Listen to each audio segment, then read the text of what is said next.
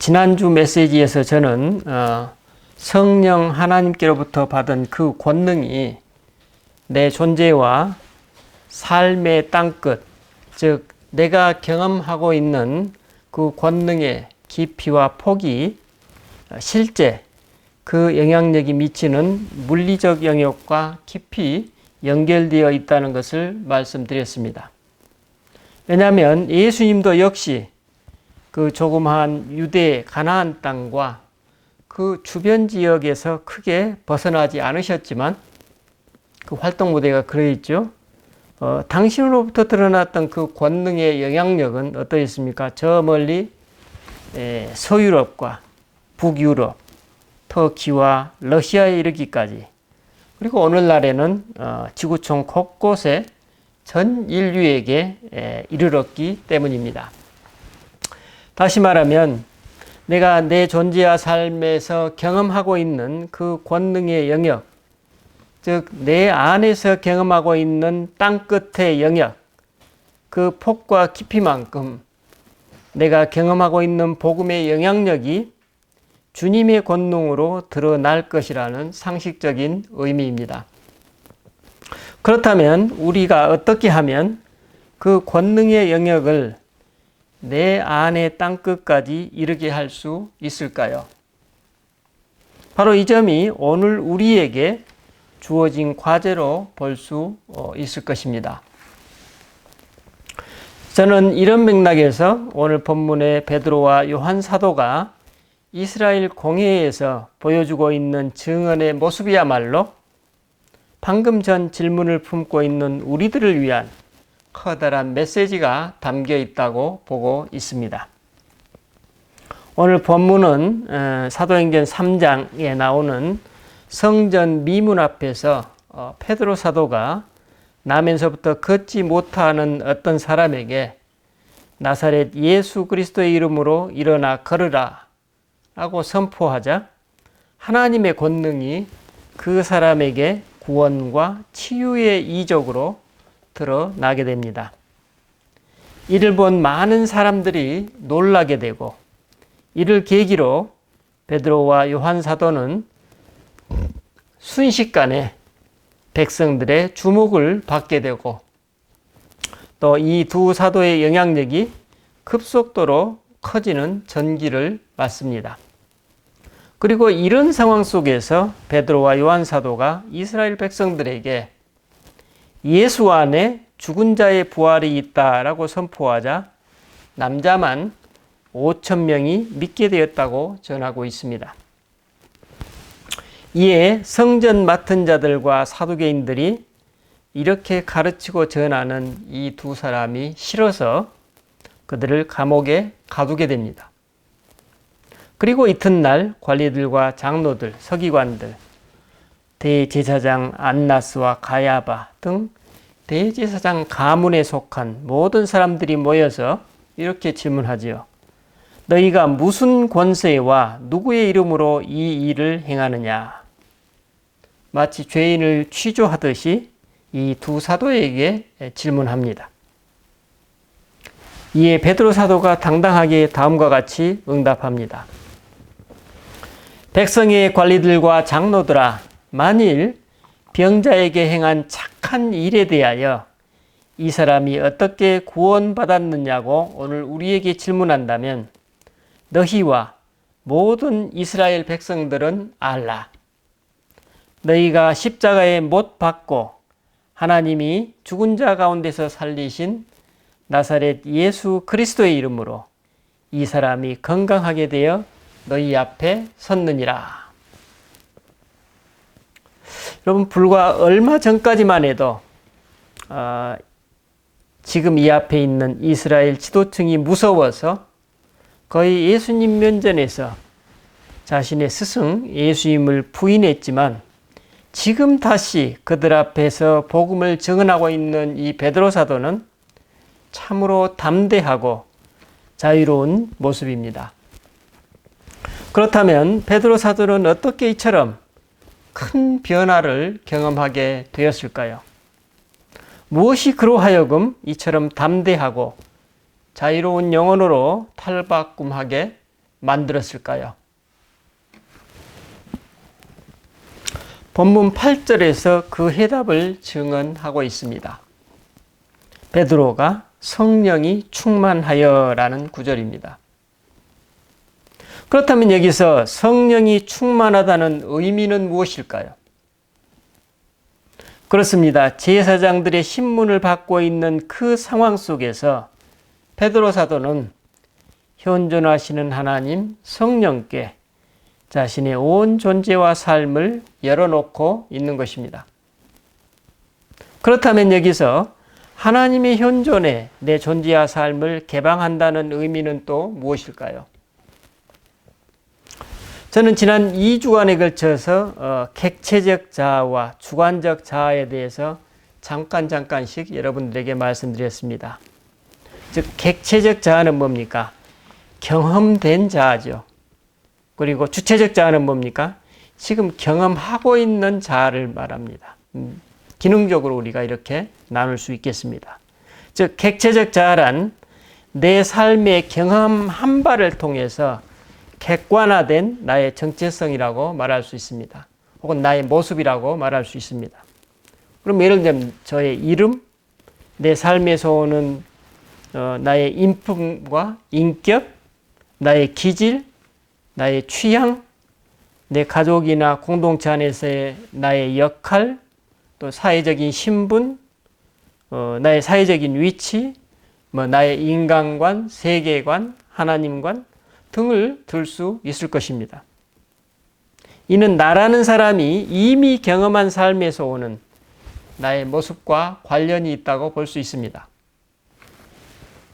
이에 대비되는 개념으로 주체적 자아를 한번 생각해 보시면 어떻습니까?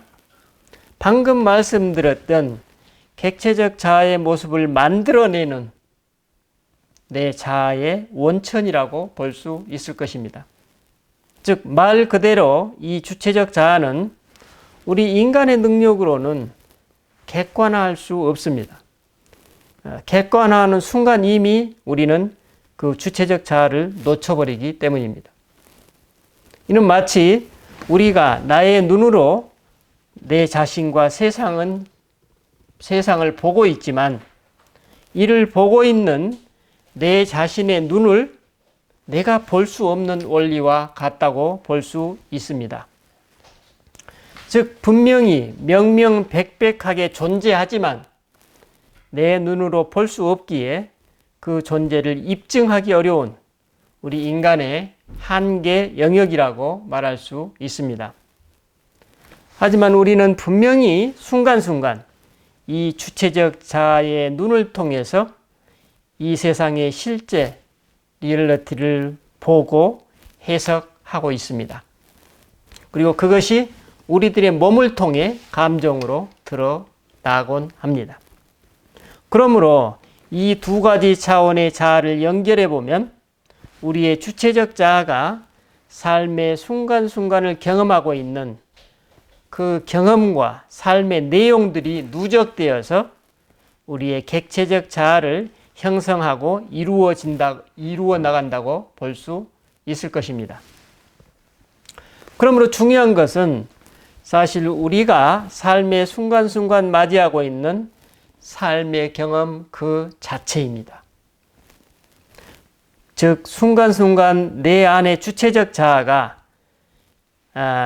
사람들과 세상을 어떻게 받아들이고 경험하느냐에 따라서 나의 객체적 자아가 형성되어 가기 때문입니다. 하지만 우리는 불가피하게도 나도 모르는 사이에 과거 경험의 누적체인 이 객체적 자아가 지금 이 세상을 마주하고 있는 주체적 자아에 영향을 미치고 있습니다. 즉 객체적 자아가 주체적 자아의 현재적 경험을 해석하는데 어떤 영향을 미치고 있는 것입니다. 바로 이 점이 우리 안의 주체적 자아와 객체적 자아의 밀접한 관계로 볼 수 있습니다. 이 관계를 좀 더 확장 심화시켜 보면 주체적 자아가 객체적 자아로부터 더 자유로워질수록 우리는 과거의 경험에서 오는 투사, 투사에서 특별히 병리적인 모습 또 막지 못한 것들 이것들로부터 좀 더 자유롭게 되고 그 상황 속의 리얼리티에 좀 더 현존할 수 있다는 것입니다. 그러면 우리는 어떻게 이와 같은 상태에 좀 더 다가갈 수 있을까요? 그렇습니다. 그 순간순간 하나님의 현존에 내 존재와 삶을 개방하고 있는 것입니다. 우리로 하여금 새로운 경험으로 인도할 수 있고 이를 통해 우리를 변화시킬 수 있는 나의 주체적 자아를 우리는 내 스스로의 역량으로 조종하고 통제하고 변화시킬 수는 없습니다. 우리는 사실 나의 주체적 자아가 존재하고 있는 사실조차도 어렴풋하게 그것도 직관적으로 짐작하고 있을 뿐입니다. 그래서 우리는 성령이 말할 수 없는 탄식으로 우리를 위해서 기도하고 계심도 이를 잘 알아차리지도 못할 때가 많습니다. 또한 내 안에 주체적 자아가 분명히 내 자신의 영역임은 맞지만 또 어떤 의미에서는 나의 영역이 아니기도 합니다. 내 자신만의 영역이 아니기도 합니다. 그래서 우리는 오히려 그 주체적 자아의 온전한 주인이 되지 못하는 삶을 살고 있을 때가 더 많은 것 같습니다. 그래서 이 영역은 우리에게 신비의 영역, 그래서 우리의 삶은 우리를 통해 하나님의 신비가 드러나는 과정과도 같다고 볼 수 있습니다. 오늘 본문은 베드로 사도가 자유롭고 당당하게 복음을 선포할 수 있었던 이유가 그에게 성령이 충만했기 때문이라고 증언하고 있습니다. 베드로 사도는 지금 얼마 전 십자가 사건 이전과는 아주 다른 새로운 사람으로 변화되어 있습니다. 다시 말하면 그의 주체적 자아가 그리스도의 영, 즉 하나님의 현존에 개방되어 예전에 경험해왔던 세상과는 완전히 다른 세상을 지금 경험하고 있는 것입니다. 그러므로 우리로 하여금 과거와 다른 세상, 다른 새로운 경험으로 인도해주는 이 주체적 자아가 과거의 경험 누적체인 개체적 자아의 영향력에서 자유로워질 수 있는 길은 언제 어디서든 늘 그리스도의 영에 내 자신과 나의 삶을 개방하는 것이라고 볼 수 있습니다. 오늘 본문에서 사도 바울은 이처럼 성령이 충만하여 과거 자신의 경험, 특별히 십자가를 앞두고 두려움과 공포의 트라우마로부터 이미 벗어나 있음을 알 수 있습니다. 그런 의미에서 우리는 본문 19절로 20절 말씀에 주목하지 않을 수 없습니다. 제사장들이 이제 더 이상 예수님의 이름으로 말하지도 말고 가르치지도 말라고 경고하자 베드로와 요한 사도가 응답합니다. 하나님 앞에서 너희 말을 듣는 것이 하나님의 말씀을 듣는 것보다 옳은가 판단하라. 우리는 보고 들은 것을 말하지 아니할 수 없다.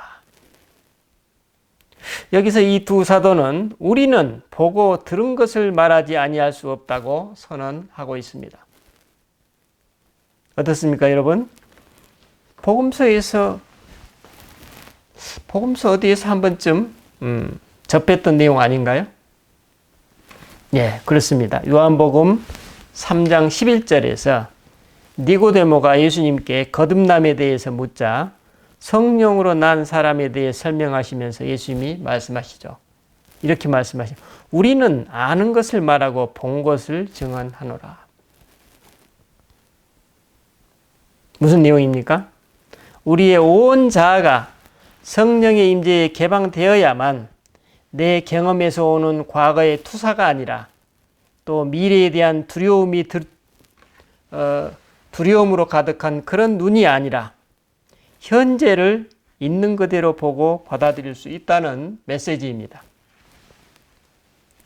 그리스도의 현존에 개방되어야만 오염되고 병든 우리의 객체적 자아의 영향력을 최소화할 수 있음을 알 수 있습니다.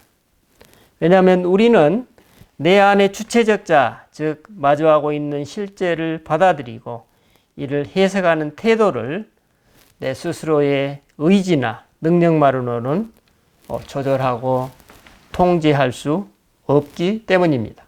조종할 수도 없기 때문입니다. 여기 서 있는 두 사도와 이들 앞에서 신문을 하고 있는 대제사장들, 그리고 이스라엘 백성들도 마찬가지입니다. 이들은 모두 성전 미문 앞에서 걷지 못하는 한 사람이 치유되어 구원하는 경험, 구원을 경험하는 상황과 사건을 똑같이 보고 들었습니다.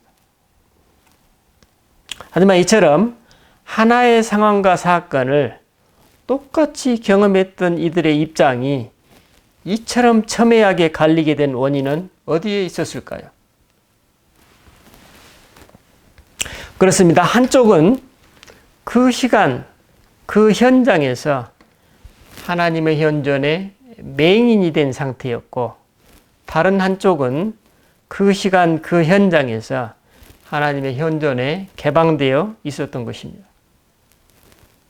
표현을 달리하면 한쪽은 현재의 리얼리티를 받아들이고 보는데 과거의 경험을 투사하는 모습이었고, 다른 한쪽은 그리스도와 함께 지금 일어나고 있는 일을 있는 그대로 보고 받아들였던 것입니다. 다시 말하면 제사장 가문은 객체적 자아가 현재의 리얼리티를 경험하고 있는 주체적 자아의 경험을 왜곡시키거나 가리우고 있었고, 또 다른 한쪽 제자들의 입장에서는 성령 하나님의 현존 앞에서 보고 들은 바를 있는 그대로 받아들이고 응답하는 것입니다. 제자들은 십자가 사건이라는 트라우마가 지금 삶의 실제를 마주하고 있는 그 주체적 자아의 경험을 방해하지 않고 조화와 협력을 이루고 있었습니다. 그렇죠. 우리는 복음서와 신약성경 곳곳에서 이런 상반된 사례들을 발견하게 됩니다. 그럼 예수님의 사례와 부활체험 이후 제자들의 사례들 한번 살펴보도록 하십시다. 방금 전 말씀드린 대로 예수님은 니고데모를 대하실 때 당신이 지금까지 경험해 오셨던 바리새인에 대한 선입견과 편견을 내려놓으셨음을 알 수 있습니다. 예수님은 단지 그 만남의 현장에서 진리를 갈급해하고 있는 니고데모를 아버지 하나님과 함께 그분의 눈으로 그를 대하고 계심을 알 수 있습니다.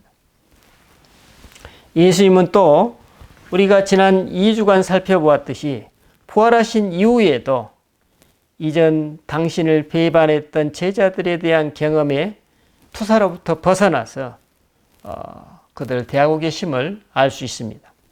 즉 예수님은 당신의 개체적 자아에 기억된 과거의 경험을 참고는 하시되 그 배신감이라는 감정에 지배되지는 않으십니다. 단지 예수님은 그 투사로부터 벗어나 그들을 아버지 하나님의 눈으로 대하시는 것을 알 수 있습니다.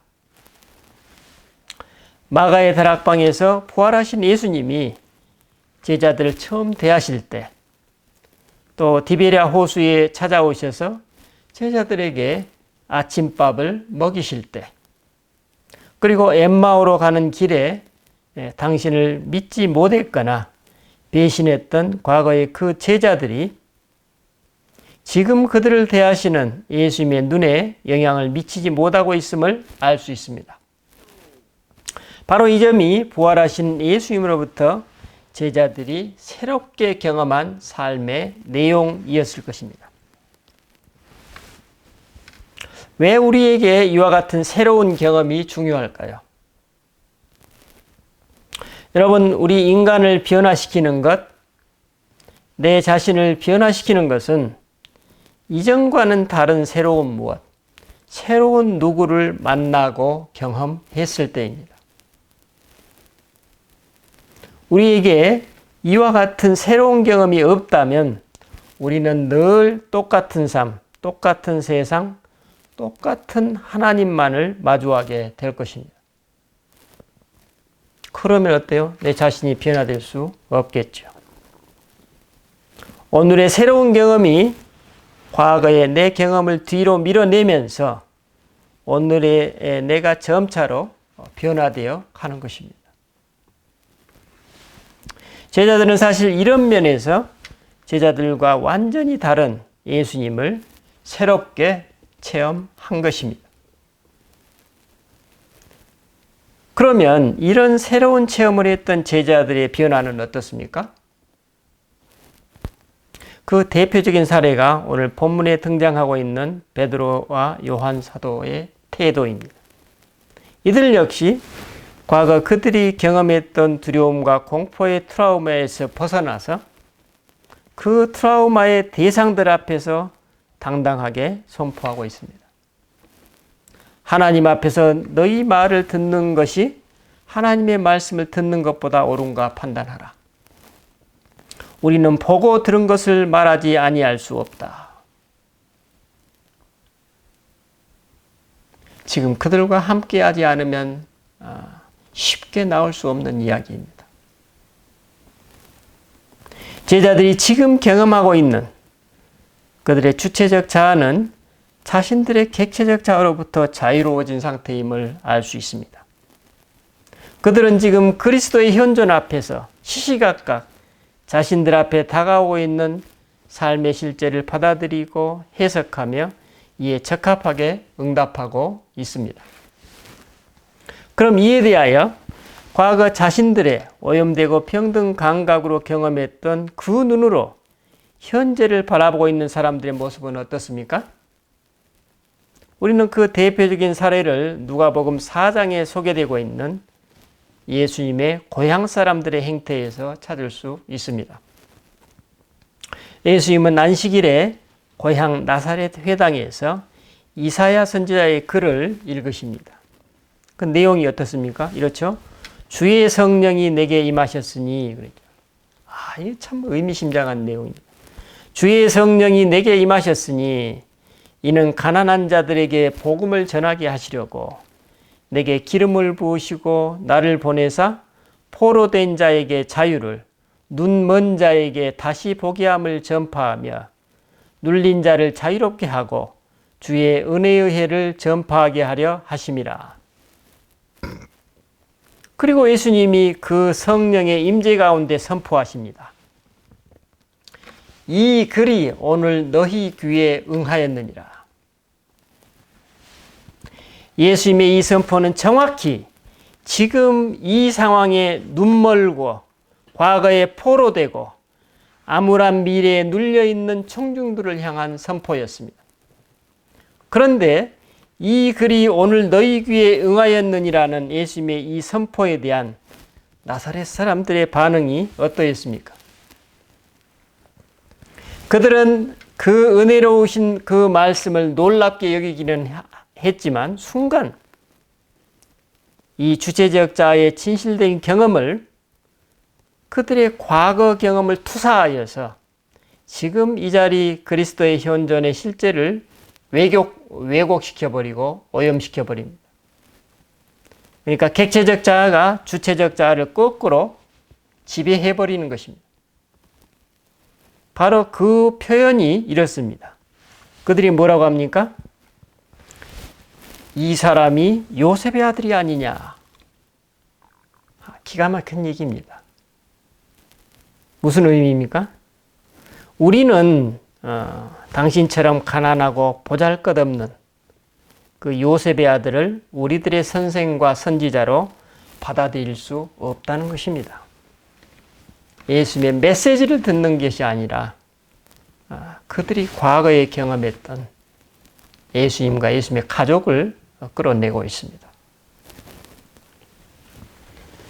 이에 예수님이 엘리야 시대의 사렙다 과부와 나아만 장군의 사례를 들어서 그들의 뒤틀린 그 심보를 비판하시자 그들은 예수님을 낭떠러지에 떨어뜨려 죽이려 했다고 증언하고 있습니다. 사실 그들은 모두 그리스도의 현존의 맹인이었던 것입니다.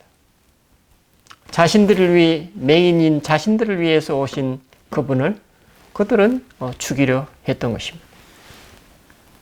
오늘 본문의 이스라엘 지도자들의 경우 또한 어떻습니까? 본문에서 성전 맡은 자들과 사두개인들은 당시 성전을 경비하고 하나님께 제사를 지내는, 즉 예배를 주관하는 당시 제사장 계층이었습니다. 그렇다면 우리는 여기서 질문할 수 있습니다. 당시 제사장 계층이었던 그들이 왜 하나님의 권능이 드러나는 그 이적과 이를 행하는 사람들을 그처럼 경계하고 증오하게 되었을까? 라는 물음입니다. 또 그들은 왜 예수 안에 죽은 자의 부활이 있다는 그 기쁜 소식을 선포하는 사도들을 그토록 미워하게 되었을까요?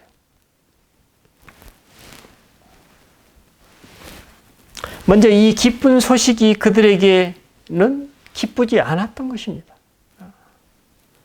메시아로 오신 그분을 거부하고 정죄했던 그들에게는 예수님의 부활과 그 권능이 기쁘지 않았던 것입니다. 오히려 그들에게 이 소식과 하나님 나라의 그 운동의 물결이죠.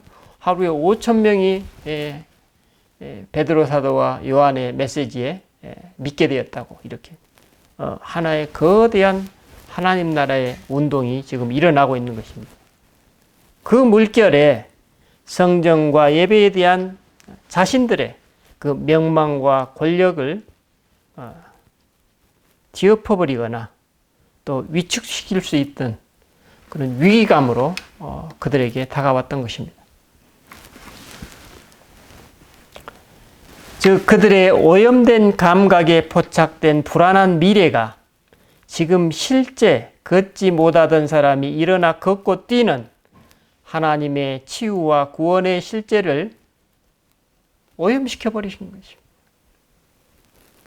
그래서 그들은 자신들 앞에 그 병 나은 사람이 사도들과 함께 서 있는 것을 보면서도 자신들의 속내를 직면하는 대신 엉뚱한 트집을 잡습니다. 베드로와 요한 사도가 본래 학문 없는 범인이라는 것입니다. 다시 말해서 그들은 랍비 학교에서 공부하지 않았던 것입니다. 그러니까 이 사도들이 전하는 메시지가 그 선포가 뿌리도 없고 근본도 없다는 것입니다. 그 내용은 볼 필요도 없다는 것입니다. 그들의 선입견과 편견이 얼마나 지금 강하게 작용하고 있는지 알 수 있습니다. 여러분, 이런 모습이 성경 속의 이야기만이 아니라 오늘 우리가 지금 살아가고 있는 삶의 실제입니다. 오늘 이데올로기의 대립과 갈등 속에 있는 세계 곳곳의 나라들과 민족들이 있습니다. 또 우리 사회 안에서도 만연한 현상들이 바로 이런 모습들입니다. 있는 것을 있는 그대로 보지 않고 서로 자기가 추종하는 이데올로기의 안경을 쓰고 상대편을 바라보는 태도입니다. 여러분, 내 편의 범법자든 상대편의 범법자든 다 같은 범법자들입니다. 여기에 내로남불은 공동체 전체를 오염시키고 병들게 만들어버립니다. 그러므로 내 편이든 상대편이든 범법자는 범법자로 처리하는 것이 우리 사회 전체를 건강하게 하는 기본 원리로 받아들여야 할 것입니다. 이게 법치주의라는 것이죠. 이는 어떤 특정 정치인들에게만 적용되는 것이 아니라 사실 우리 모든 개개인, 우리 자신, 내 영역에서도 똑같이 적용되는 원리가 되어야 한다는 것이 오늘 본문이 우리에게 주는 메시지입니다. 여러분, 제 안에는 없을 것 같죠? 엄청나게 작용하고 있습니다. 왜냐하면 이렇게 사는 것이 오늘 본문에서 사도들이 증거하고 있는 보고 들은 것을 말하는 삶, 증인으로서의 삶이기 때문입니다. 하지만 여러분, 이 나의 사적인 혹은 개인적인 차원에서만이라도 이처럼 살아낸다는 것이 쉽습니까? 여러분, 매우 매우 어려운 일입니다.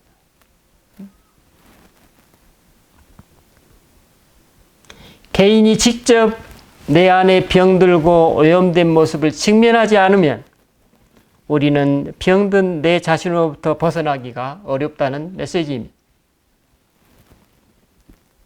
어쩌면 이 문제는 개인과 공동체의 삶 모두에 있어서 그 삶의 진실을 긍정하고 그 삶의 진정성을 확립한다는 차원에서 가장 핵심이 되어야 할 원리가 아닌가 생각합니다.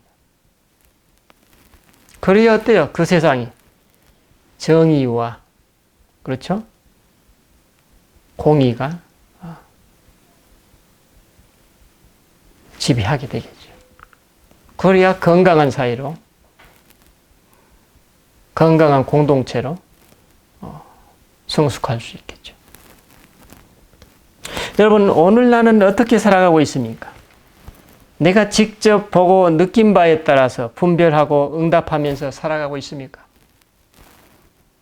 아니면 내 과거의 고통스러운 경험, 두려운 경험, 속았던 경험의 그 안경으로 오늘 마주하는 삶의 실제를 바라보고 있지는 않습니까?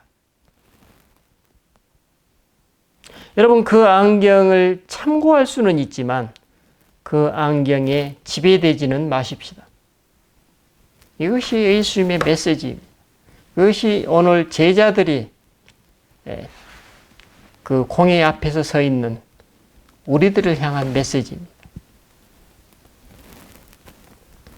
왜냐하면 과거의 안경으로는 오늘 지금 하나님 나라의 새로운 현실을 있는 그대로 마주하기는 어렵기 때문입니다. 우리 기도하십시다.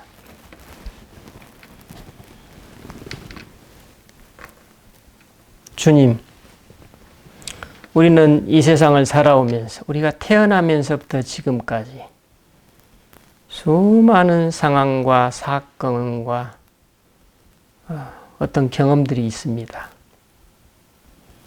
주님, 그 경험들이 지금 우리들의 모습을 형성해 왔고 나의 인격과 성품으로 나의 세계관과 나의 인간관과 나의 하나님관으로 형성되어 있습니다.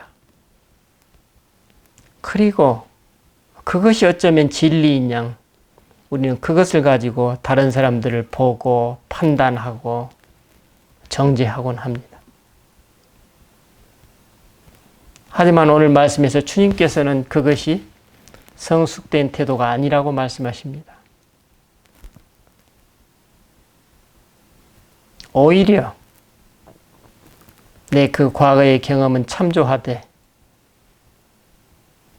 그리스도의 영과 함께 그분 안에서 지금의 현실을 보고 받아들이고 해석하라고 오늘 본문이 우리에게 말씀하고 있습니다. 주님, 우리가 그러한 삶을 살아갈 수 있는 용기와 자유를 허락하여 주십시오. 우리가 그러한 삶을 가치 있고 의로운 삶으로 받아들이고 누릴 수 있는 그런 하나님의 선한 백성들이 될 수 있도록 인도하여 주십시오. 우리 주 예수 그리스도 이름으로 기도드립니다.